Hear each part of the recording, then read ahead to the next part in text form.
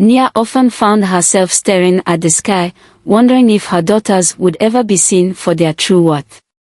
Each morning, she woke up determined to shield them from the sharp tongues and sneering glances that followed them.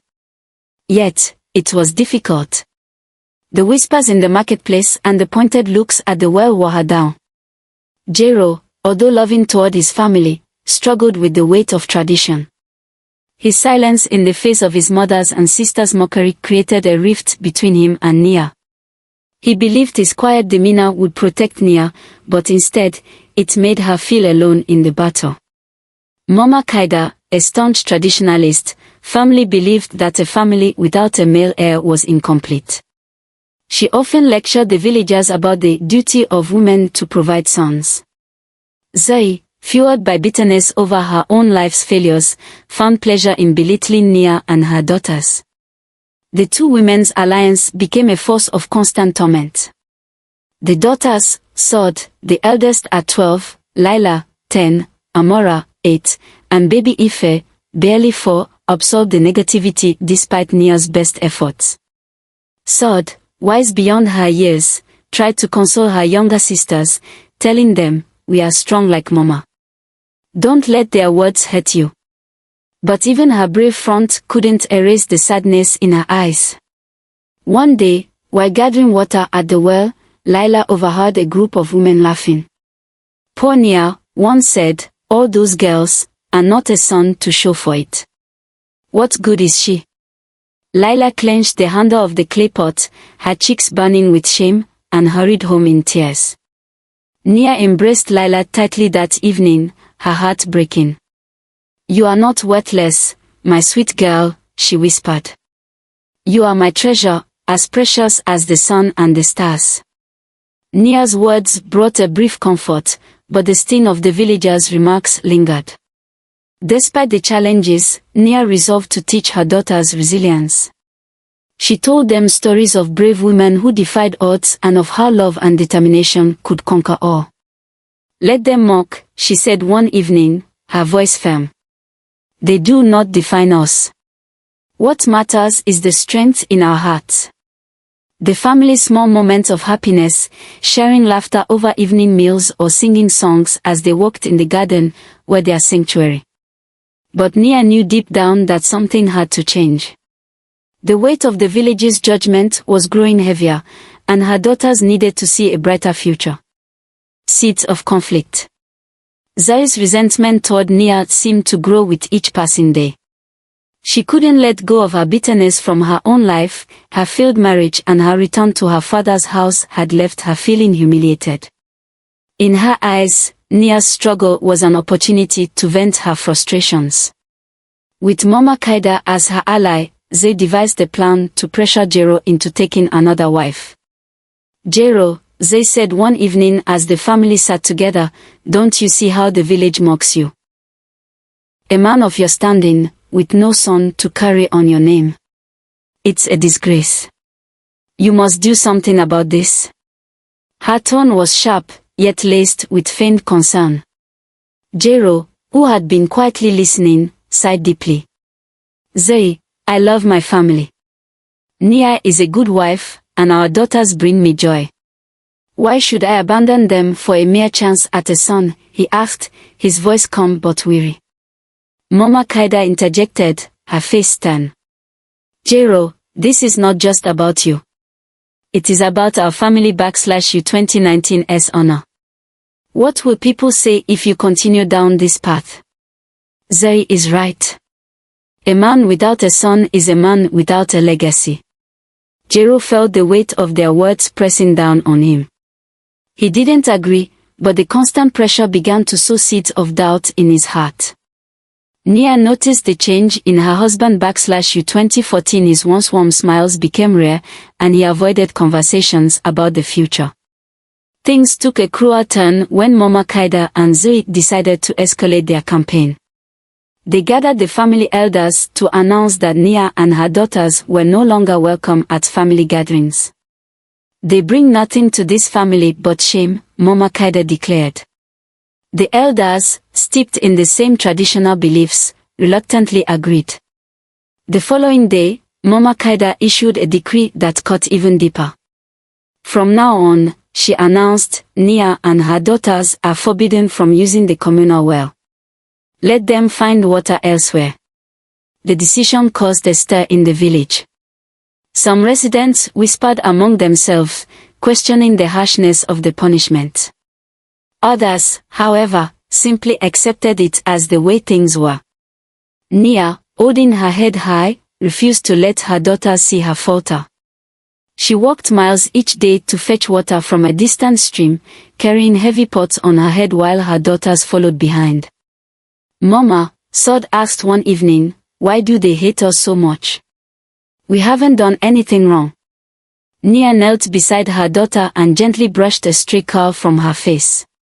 My sweet child, she said, sometimes people let their own pain and fear make them cruel. But we will not let their hatred define us. We will rise above it with love and kindness. Though Nia's words comforted her daughters, the strain on her was evident. Iona, Nia's loyal friend, often visited to lend a hand. Nia, she said one evening, you are stronger than anyone I know. But even the strongest among us need help. Let me share your burden. Despite the adversity, Nia refused to give up. She taught her daughters to find joy in small victories. / 2014 A blooming flower in their garden, a song sung in harmony, or the kindness of a neighbor who shared an extra loaf of bread. Through it all, Nia held on to her unwavering belief that love and resilience would one day overcome the cruelty they faced. But Zoe wasn't done. In her mind, Nia's quiet defiance was a challenge. If Jero won't act, she muttered to herself, I will make sure Nia is driven out of this family once and for all. The seeds of conflict had been sown, and the storm that followed would test the limits of Nia / U2019's strength and her family / U2019's bond. A new hope. Nia discovered her pregnancy one quiet morning as she walked in the garden with her daughters. A wave of dizziness overcame her, forcing her to sit down. Though she initially dismissed it as exhaustion from her long days of labor and worry, her suspicion grew stronger over the following weeks. When she finally confirmed her pregnancy, her emotions were a complex mix of hope, fear, and uncertainty. She sat with Iona by the stream that afternoon, hesitant to share the news but unable to keep it bottled up. Iona, she began, her voice trembling, I / U2026 I think I / U2019 with child. Iona / U2019's eyes widened, and she broke into a smile. Nia, that / U2019's wonderful news. Another child is a blessing. This might be the change you / U2019 been waiting for. But Nia / U2019's hands trembled in her lap. What if it / U2019's another girl, she whispered. Jero / U2019's family will see it as another reason to cast us aside. And if it / U2019's a boy / U2026 will they finally accept me, or will they find another reason to hate us? Iona placed a reassuring hand on Nia / U2019's shoulder. Whatever happens, you have me and your daughters. You / U2019 already proven your strength, Nia. Trust that this child will bring its own light into your life, no matter what others say. Nia decided to keep her pregnancy a secret, fearing that the news might embolden Mama Kaida and Zoe to further interfere in her life. As the months passed, she concealed her growing belly with loose clothing, avoiding her mother-in-law and sister-in-law as much as possible. Only her daughters noticed her increased fatigue, and she brushed off their questions with a smile and a gentle, Mama is just tired. Meanwhile, Jero grew increasingly distant. The weight of his family / U2019's expectations and the tension in his home were taking a toll on him. He often spent long hours away from the house, returning late and barely speaking. When Nia tried to reach out to him, he offered only vague reassurances. Jero, she said one evening, as they sat together by the dim light of an oil lamp, I know you / U2019 under pressure. But we /you 2019 Rie family. We need to face this together. Jero sighed heavily, his shoulders slumping. Nia, I don't /you 2019 T know what to do anymore. Every decision feels wrong. If I defend you, they say I /you 2019 am betraying my family. If I stay silent, you and the girls suffer. I feel like I /you 2019 am failing everyone. Nia reached for his hand, her voice steady despite the ache in her heart. You /you 2019 re not failing, Jero. But we need you to stand with us. Your daughters look up to you. They need to see their father as a man who protects what he loves. Though Jero nodded, his silence spoke volumes. The distance between them remained, and Nia realized she could only rely on herself, her daughters, and Iona for strength. As her pregnancy progressed, Nia found solace in moments of quiet joy. Her daughters, unaware of the secret she carried, brought her laughter and comfort with their stories and songs. Iona /you 2019's unwavering support reminded her that she wasn't /you 2019 T entirely alone. One day, as Nia sat under the shade of a baobab tree, watching her daughters play, she placed a hand on her belly and whispered, "You are already loved, little one. Whatever the future holds, we will face it together." Though the road ahead was uncertain, Nia clung to hope, knowing that her strength and resilience would guide her through the challenges to come. The storm of betrayal. Zoe's sharp eyes had not missed the subtle changes in Nia's demeanor or the way she now avoided family gatherings more than ever. The loose clothing, the frequent rest /you 2014 to Zoe, it all hinted at a secret, and she was determined to uncover it. One afternoon, as Nia returned from the stream, balancing a clay pot of water on her head, Zoe intercepted her near the village path. Her eyes gleamed with malice, and her voice dripped with mockery. "So," Zoe began, crossing her arms, "is this how you plan to secure your place in this family? By hiding behind another pregnancy? Do you think another girl will change anything? Or are you hoping for a miracle son to save you?" Nia /you 2019's heart pounded, but she forced herself to stay calm. "Zoe," she said, her voice steady, "my family is my concern, not yours. Whatever you think you /you 2019 V discovered, it gives you no right to interfere in my life." But Zoe wasn't /you 2019 T finished. "Interfere," she spat. "You /you 2019 read the one manipulating my brother. You /you 2019 V bewitched him with your lies and your so-called kindness. But I see through you, Nia. I always have." The confrontation quickly escalated as Zoe /you 2019's voice grew louder, drawing the attention of passers-by. Her accusations became crueler, and though Nia tried to walk away, Zoe blocked her path. Finally, overwhelmed by the weight of the insults and the shame of being humiliated in public, Nia dropped the water pot and ran home in tears. That evening, Nia made a painful decision.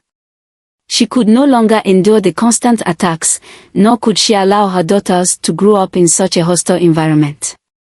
Packing what little they had, she gathered her daughters and left the family compound under the cover of darkness.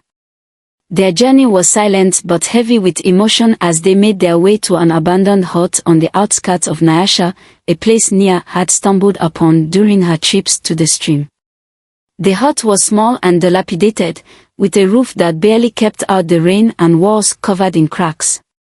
But to Nia and her daughters, it became a sanctuary. They cleaned and patched it as best they could, transforming it into a home with their hard work and creativity. Word of Nia /you 2019's departure spread quickly through the village, sparking whispers and speculation. Some sided with Zoe, claiming Nia had brought her troubles upon herself. Others, however, admired her courage and resilience, though few dared to voice their support openly. Life in the hut was challenging. The days were long and filled with labor as Nia and her daughters fetched water, foraged for food, and worked to cultivate a small vegetable garden. Yet, in their isolation, they discovered a kind of peace they had not known before.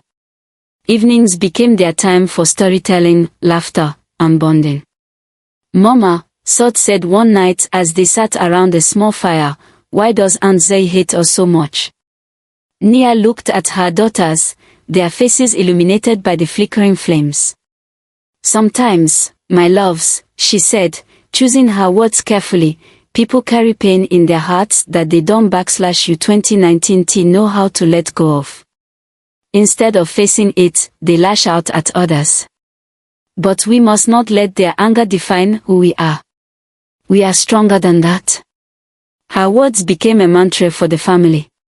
Each time they faced a new hardship, Nia reminded her daughters of their strength and the love that bound them together.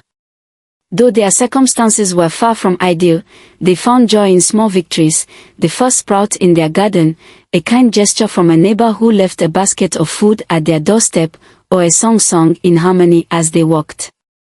But Nia knew their peace was fragile. Zay /you 2019's venomous words and the village /you 2019's judgment loomed like a storm cloud on the horizon. Still, she resolved to protect her daughters and rebuild their lives, no matter what challenges lay ahead. The test of faith. The days turned into weeks, and Nia's pregnancy became harder to conceal. Despite her best efforts to stay strong, the physical demands of isolation and caring for her daughters began to take a toll. Each night, as she lay on the thin mat in their small hut, she wrestled with an agonizing decision: should she return to the village, risking further humiliation, or stay in isolation, where her daughters could grow without the constant judgment of others? Nia often turned to her friend Iona for guidance. One afternoon, Iona visited the hut, bringing a bundle of fresh bread and herbs. "You can't stay out here forever, Nia," Iona said gently. "The village may be cruel, but you have nothing to be ashamed of. You need support, especially with the baby coming." Nia nodded, her hands resting on her growing belly. "I know, Iona. But what if going back makes things worse? My daughters deserve peace, not more scorn." Meanwhile, Zay, fueled by jealousy and bitterness, refused to let Nia find even a shred of peace. Every time she heard whispers of Nia's resilience or saw a villager show sympathy toward her, it only deepened her resentment. "How does she still hold her head high?" Zay fumed one evening. "Why does she still have Jero's loyalty? This must end." Desperate to ruin Nia once and for all, Zay sought out an elder named Bibi Mshel, known in the region for her powerful spiritual practices. Bibi lived in a secluded part of the forest, her hut surrounded by herbs and charms hanging from tree branches. Though many villagers respected her, they also feared her. Zay approached the elder with a mix of determination and feigned humility. "Bibi Mshel," she began, bowing slightly, "I need your help. My brother's wife has bewitched him. She has turned him against his family and brought shame upon our name. I want you to cast a spell to break her hold over him." The elder studied Zay with piercing eyes. "You speak of shame and betrayal, but I see jealousy in your heart," Bibi said. "Your hatred blinds you. Be careful, child. The path you wish to take will bring suffering, but not only to Nia /you 2014, it will also come for you." Zay stiffened, her face hardening. "I'm not here for lectures, Bibi. Will you help me or not?" Bibi sighed, her voice heavy with weariness. "Very well. But know this, the energy you release into the world will return to you, one way or another." She began the ritual, chanting words in an ancient tongue as Zay watched, her face a mix of triumph and anxiety. When it was done, Bibi handed Zay a small pouch filled with ash and herbs. "Scatter this where Nia walks, and you will get what you seek. But remember my warning." Zay left the hut with the pouch clutched tightly in her hands, her mind racing with plans. She was convinced that this spell would finally sever Jero's ties to Nia, leaving her vulnerable and alone. Unaware of Zay's scheme, Nia continued to prepare for her child's arrival. Her daughters, sensing the approaching change, worked harder than ever to support their mother. So took charge of their small garden, ensuring they had enough food, while Lila helped mend the roof to keep the rain out. Their love and dedication brought Nia moments of solace, even as her body grew heavier and her heart remained burdened with worry. Then, strange things began to happen. Nia's once thriving garden started to wither, despite her careful tending. The few villagers who had shown her kindness suddenly avoided her, their faces shadowed with fear. Even Iona, her most loyal friend, became distant, her visits less frequent. Nia's daughters noticed the shift as well. "Mama," Sod said one evening, "why are people acting so strange? Did we do something wrong?"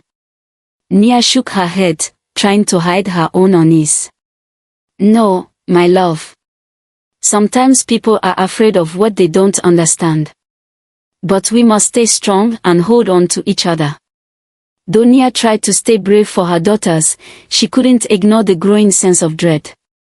The air around their hut felt heavy, as if an unseen force was pressing down on them. She began to suspect that something more than gossip was at play. Far away, in the solitude of her hut, Bibi Michelle watched the flames of her fire dance and flicker. She had warned Zoe, but the younger woman's actions had set something in motion that even the elder couldn't predict. "The storm is coming," Bibi murmured to herself. "And it will test them all. A miracle is born." The storm arrived with a fury that seemed to echo the turmoil in Nia's heart. Lightning split the sky, and rain pounded against the fragile roof of their small hut. Nia clutched her swollen belly, the first pains of labor seizing her. Her daughters huddled close, their faces filled with worry. "Mama, what do we do?" Sod asked, her voice trembling. Nia took a deep breath, her determination cutting through the pain.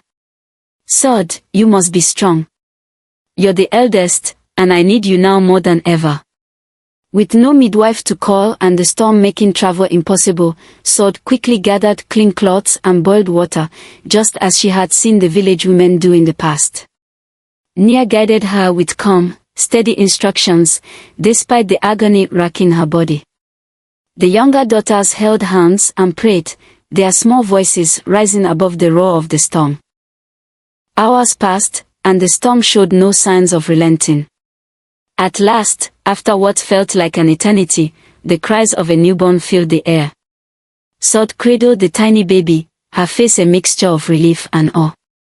"It's a boy, Mama," she exclaimed. But before Nia could respond, another wave of pain hit her. "There's another," she gasped, realizing she was carrying twins. The realization brought a renewed sense of urgency. Sod, now more confident, continued to assist her mother. Moments later, a second cry joined the first, a baby girl. The room was filled with the sound of life and hope. Nia, exhausted but overwhelmed with emotion, held her twins close. "You are both miracles," she whispered, tears streaming down her face. "My little blessings." The storm began to subside as dawn broke, casting a golden light over the village. Word of the twins spread quickly, carried by those who had heard the baby's cries or seen the faint glow of the fire in Nia's hut. The news shocked everyone, especially Mama Kaida and Zoe. The birth of a son, a long-coveted male heir, left them speechless. Even Zoe, who had spent so long plotting Nia's downfall, found herself at a loss for words. The village, once divided in its opinions of Nia, buzzed with speculation. Some saw the twins' birth as a sign of divine favor, while others whispered about the irony of Zoe's schemes being undone in such a dramatic way. Jero, who had been keeping his distance, heard the news and felt a flicker of hope ignite within him. The thought of a son stirred something deep in his heart, compelling him to visit Nia for the first time since she left the family compound. When he arrived at the hut, he found Nia resting, her face radiant despite her exhaustion. The twins lay beside her, their tiny hands grasping at the world. "Nia," Jero began, his voice thick with emotion, "I heard the news, and I had to see you. Nia looked up, her expression guarded but calm. They are your children, Jero, she said softly. A boy and a girl. They belong to both of us. Jero knelt beside her, his eyes fixed on the twins. They are beautiful, he whispered. But as much as he wanted to embrace the moment, the weight of his family's expectations and his own hesitation lingered. He reached out to touch the baby boy U2019's hand, his heart swelling with pride, but pulled back as uncertainty clouded his mind. You can stay, Nia said gently, her voice carrying both hope and resignation. Or you can leave. But I won't let anyone take away the joy of this moment for me or my children. Jero nodded, torn between his love for his family and the pressures that still loomed.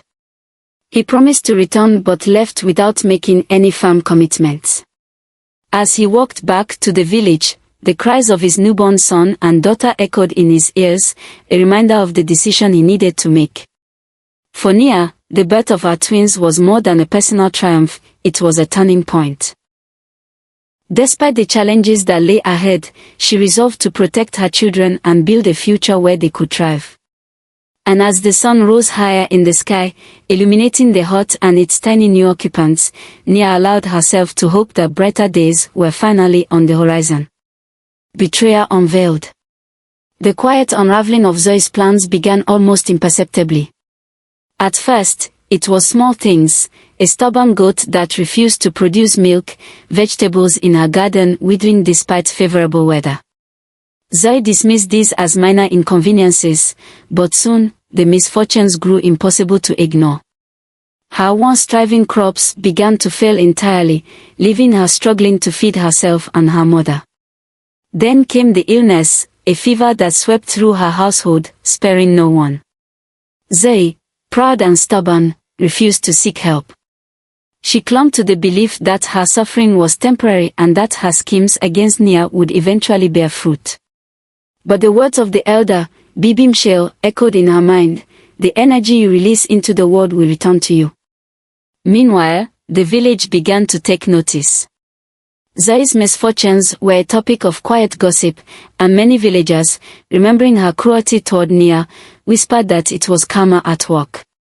Despite the hardships, Zoe kept her head high in public, but behind closed doors, her confidence began to crack. Mama Kaida, too, was affected by the changing tides. Her health, already fragile with age, began to decline. As she spent more time confined to her bed, she had fewer opportunities to involve herself in the affairs of the village. In her solitude, Mama Kaide found herself reflecting on her actions. Memories of her harsh words to Nia and her dismissal of her granddaughters played over in her mind. One day, Mama Kaida received an unexpected visitor, an old friend named Akina, who had traveled from a neighboring village. Akina was known for her wisdom and her ability to see through people's facades. The two women sat together, sharing stories and catching up, when Akina casually mentioned Nia. I saw Nia at the market last week, Akina said. Her strength is remarkable. Despite everything, she carries herself with such grace. And her daughters, oh, how bright and beautiful they are. You should be proud, Kaida. Mama Kaida, taken aback, hesitated before responding. Proud? Of Nia? I only wanted what was best for my family. Akine gave her a knowing look. Did you, Kaida? Or did you let old traditions and bitterness blind you? Nia has done nothing but persevere in the face of cruelty. And her daughters, those girls are your legacy too. Don't let pride keep you from seeing the truth. Akina's words lingered long after she left. For the first time, Mama Kaide began to question the choices she had made. She remembered the laughter of her granddaughters when they were younger, before the weight of her disapproval had silenced their joy. She recalled the moments when Nia, despite everything, had shown her kindness, bringing her food when she was ill, ensuring the household ran smoothly even as she bore the brunt of the family's disdain. Slowly, Mama Kaida began to soften. She started by sending small gestures of reconciliation, extra food from the market, a scarf for Nia, and sweets for her grandchildren. Though she didn't apologize outright, her actions spoke of a tentative desire to mend the rift she had created. For Zoe, however, the consequences of her actions continued to escalate.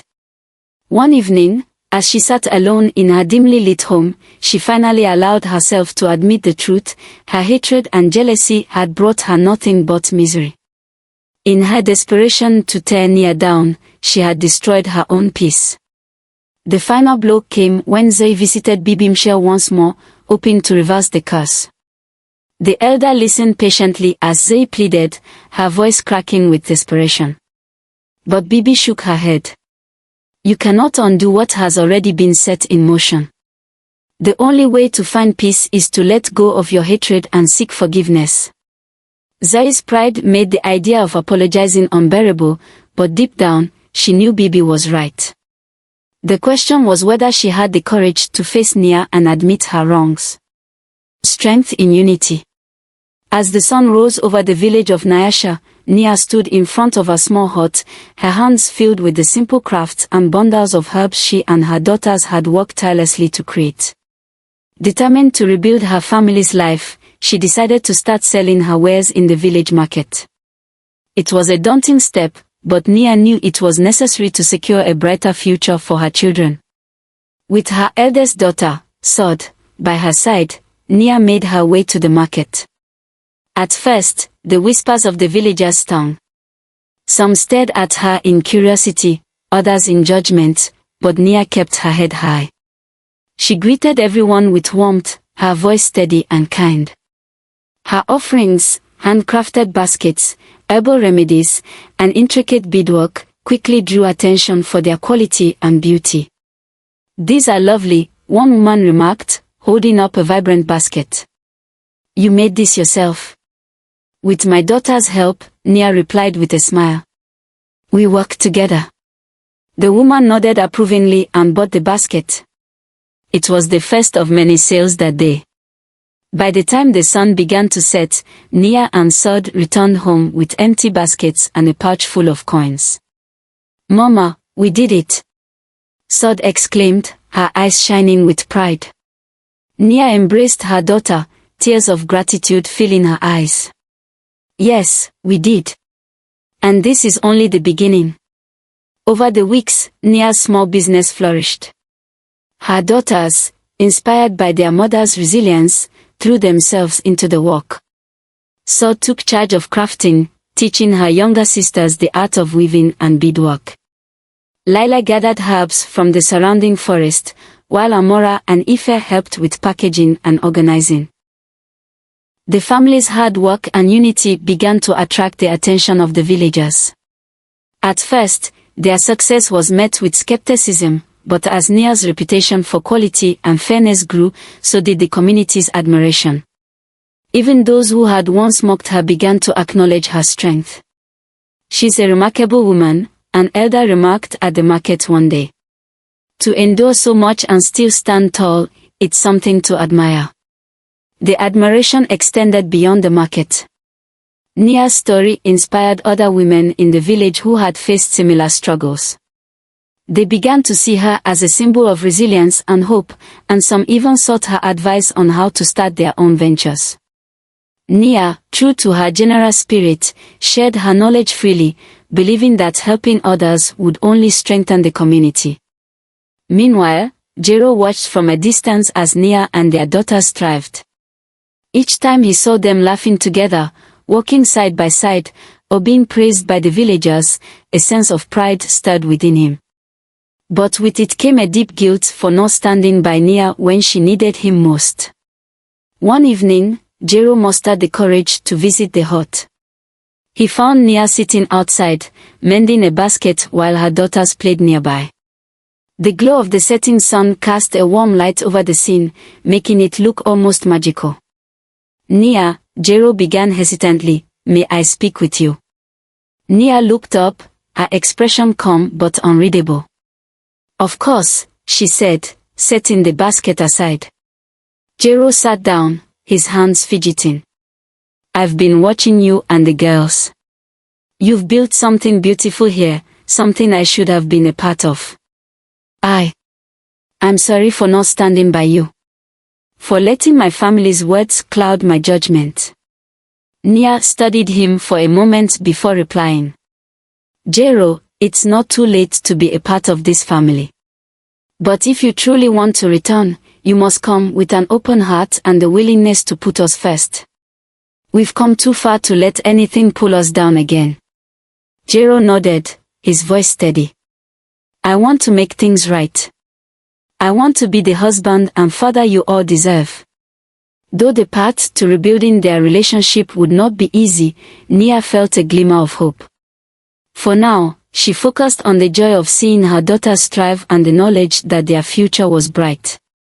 As the days passed, Nia's business continued to grow, and the family became a cornerstone of the village. Their story was no longer one of hardship but of triumph, a testament to the power of resilience, love, and unity. The return of peace. The weight of guilt had been growing heavier on Zoe with each passing day. The misfortunes that had befallen her household, the failed crops, the lingering illness, and the growing whispers in the village, left her feeling cornered and helpless. But it was not just her suffering that troubled her, it was the realization that she had been the architect of her own downfall. Her actions against Nia, fueled by jealousy and spite, had brought nothing but misery to everyone involved, including herself. One morning, unable to bear it any longer, Zoe made her way to Nia's hut. The walk felt endless, her heart pounding with a mix of dread and hope. She found Nia sitting outside, weaving a basket while her daughters played nearby. The sight of their laughter, so full of life, only deepened Zoe's shame. Nia, Zoe said, her voice trembling, may I speak with you? Nia looked up, her face calm but cautious. She set aside her basket and gestured for Zoe to sit. What is it, Zoe? For a moment, Zoe couldn't find the words. Tears welled in her eyes as she finally spoke. I've wronged you in ways I can't even begin to explain. My jealousy, my hatred, they blinded me. And now, I see what I've done, not just to you, but to myself. I came here to ask for your forgiveness, though I know I don't deserve it. Nia studied her sister-in-law, the sincerity in her voice and the pain in her eyes impossible to ignore. She took a deep breath, her voice steady but kind. Zoe, what you did hurt me and my family deeply. But holding on to anger will only hurt us more. I forgive you, not just for your sake, but for mine and my children's. If you truly want to make amends, the best way is to let go of the past and help us build a better future. Zoe nodded, her tears flowing freely. Thank you, Nia. I will do everything I can to make things right. It was a turning point, not only for Zoe but for the entire family. The act of forgiveness opened a door to healing that had seemed impossible before. Zoe began to help Nia with her business, learning the crafts and helping gather herbs. The two women, once adversaries, slowly built a relationship based on mutual respect and understanding. Meanwhile, Mama Kaida had been quietly observing the changes in her family. She, too, felt the sting of guilt for her actions and the harm she had caused. One afternoon, with the help of Iona, she made her way to Nia's hut. Her frail frame and hesitant steps spoke volumes about the internal battle she had been fighting. Nia, Mama Kaide said, her voice softer than anyone had ever heard it, I've come to apologize. I was wrong to treat you the way I did. My pride and stubbornness blinded me to what truly matters. You've shown more strength and grace than I ever could, and for that, I am deeply sorry. Nia, moved by the rare vulnerability in Mama Kaida's words, reached out and took her hand. Thank you, Mama. What matters now is that we move forward. My daughters deserve to know their grandmother's love. Mama Kaida's eyes filled with tears as she turned to the girls, who had been watching from a distance. Come here, my granddaughters, she said, her voice breaking. "I've been a foolish old woman, but I hope you can forgive me." The girls hesitated at first, but Nia nodded encouragingly. They approached Mama Kaida, who embraced them with a tenderness she had never shown before. In that moment, years of pain and division began to melt away. The family, once fractured, started to rebuild.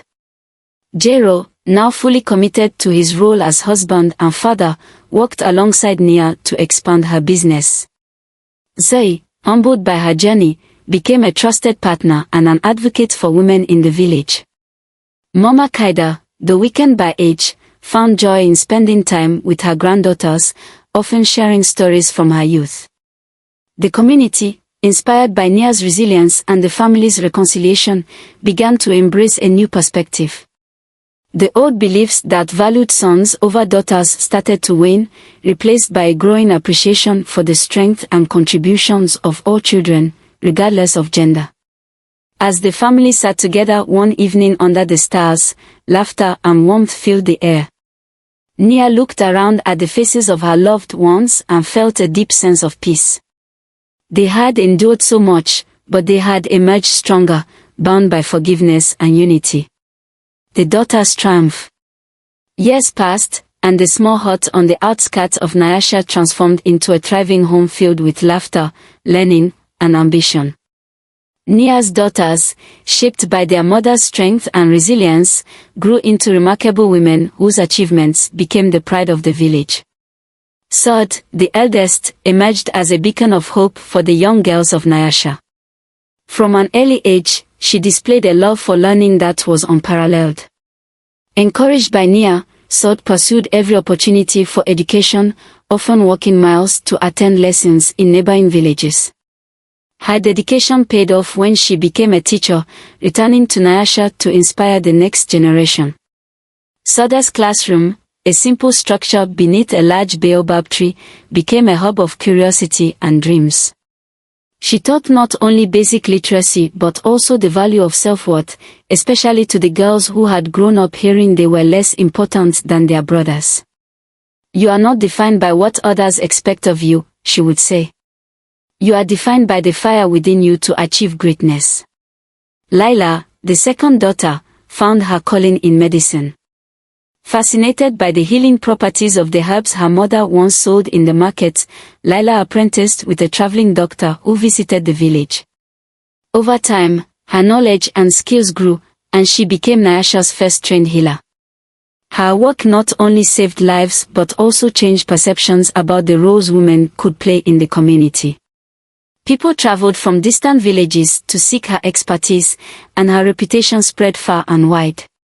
Amora, the third daughter, discovered her talent for business. She turned the small family craft business into a thriving enterprise, employing other women in the village and empowering them to support their families. Her keen sense of commerce and innovative ideas brought prosperity to Nyasha, and her business became a symbol of hope for women who once believed they had no options beyond domestic roles. Even little Ife, the youngest, grew into a talented artist whose vibrant paintings and sculptures captured the beauty of village life and the strength of its people. Her work gained recognition far beyond Nyasha, with traders and travelers carrying her creations to distant towns and cities. The accomplishments of Nia's daughters silenced the doubters who had once mocked them. The very villagers who had labeled them worthless now spoke of them with admiration and pride. Their achievements became a source of inspiration, proving to everyone that gender did not determine one's worth or potential. Mama Kaida, now frail but full of wisdom gained from her journey of reconciliation, often sat with her granddaughters, marveling at their success. "You've all made me so proud," she would say, her voice tinged with both joy and regret. "I was wrong to doubt your worth, and I'm grateful to have lived long enough to see the truth." Even Zoe, who had once been their harshest critic, became their staunchest supporter. She worked closely with Amora, helping to expand the family business and mentoring young women who sought guidance. "I see now that strength and greatness come in many forms," she often said.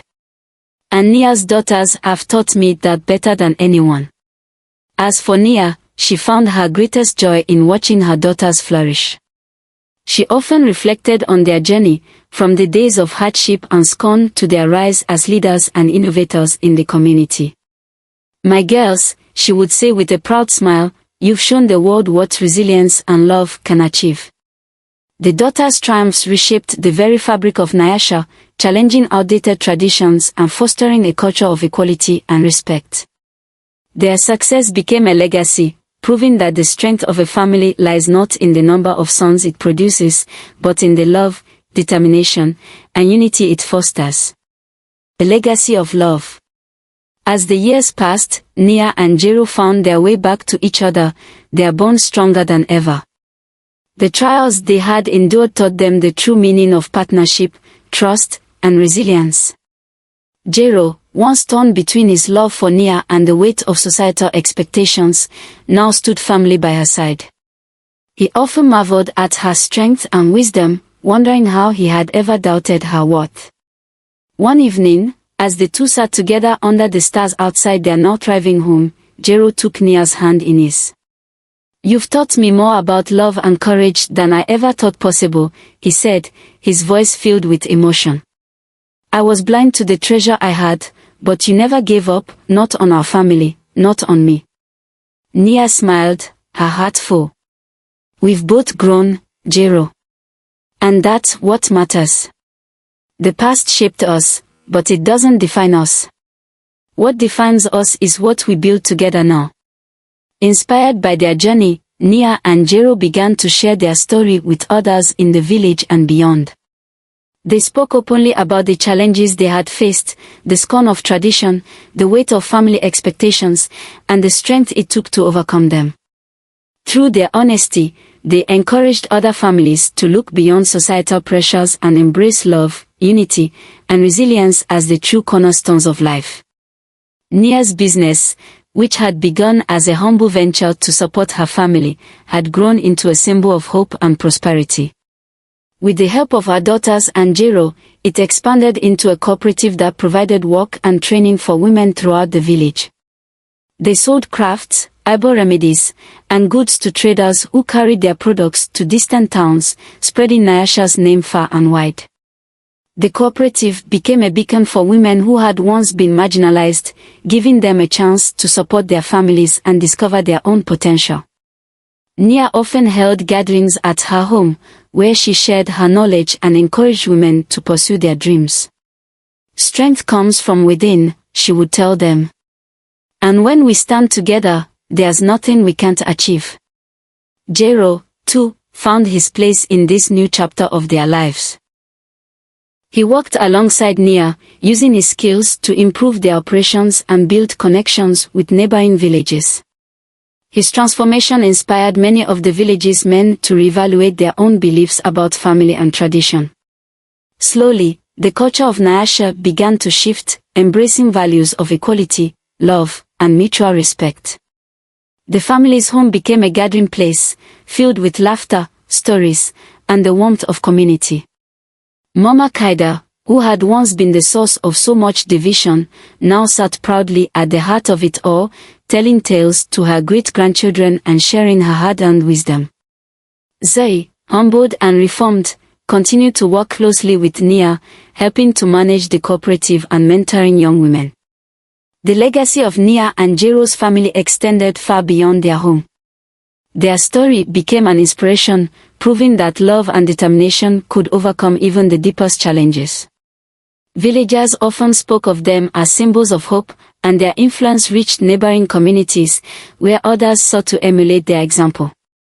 One afternoon, as Nia stood in the bustling market, watching the vibrant scene around her, she felt a profound sense of fulfillment. Her daughters had grown into extraordinary women, her family had found peace, and the seeds of love and resilience she had sown had blossomed into a legacy that would endure for generations. As Jero approached, carrying a basket of goods, he smiled at her. "Look at what we've built, Nia," he said, his voice filled with pride. "All of this started with your strength and vision." Nia took his hand, her eyes shining with gratitude. It started with us, Jero. Together, we made it possible. And as they walked through the market, hand in hand, they knew that their story was not just theirs, it was a legacy of love that would inspire countless others to believe in the power of unity, resilience, and hope. The moral of the tale.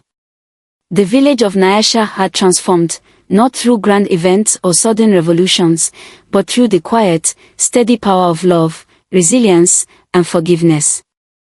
Nia's journey became a story that villagers recounted around fires and in the marketplace, a tale of triumph over adversity and the strength of the human spirit.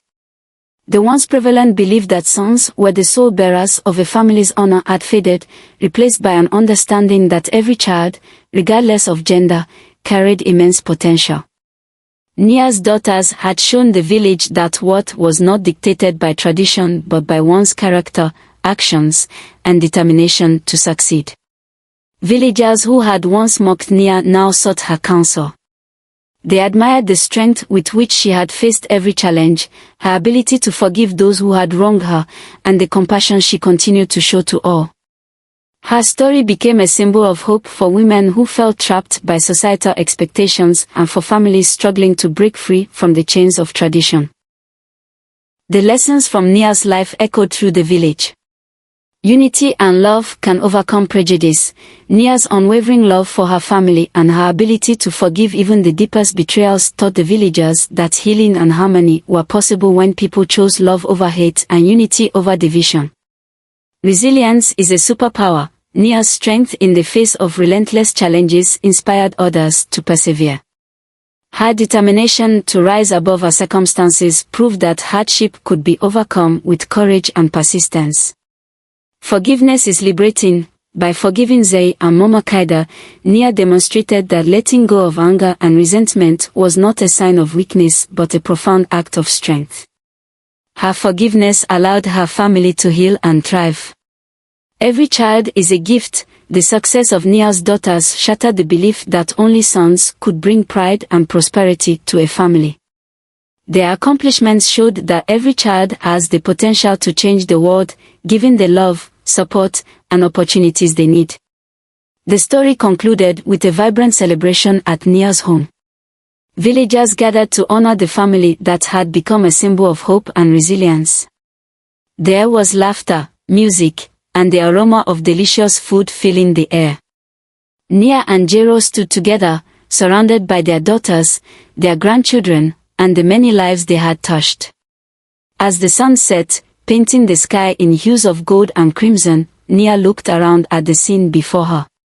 The once divided village was now a community bound by shared values and a newfound respect for one another. This, Nia said softly to Jero, is the life I dreamed of, not just for us, but for everyone here. A life where love triumphs over fear, where forgiveness heals wounds, and where every child, boy or girl, is celebrated. Jero smiled, squeezing her hand. And it all began with you, Nia. Your strength and vision showed us the way. As the night wore on and the stars filled the sky, the village of Nyasha celebrated not just the success of one family, but the lessons they had imparted. Nia's legacy lived on, a beacon of hope reminding everyone that the power of love and resilience could change lives and reshape entire communities. The story of Nia and her family became timeless, a tale passed down through generations, ensuring that the lessons learned would never be forgotten. And so, in the village of Nyasha, the light of unity, forgiveness, and hope continued to shine brightly.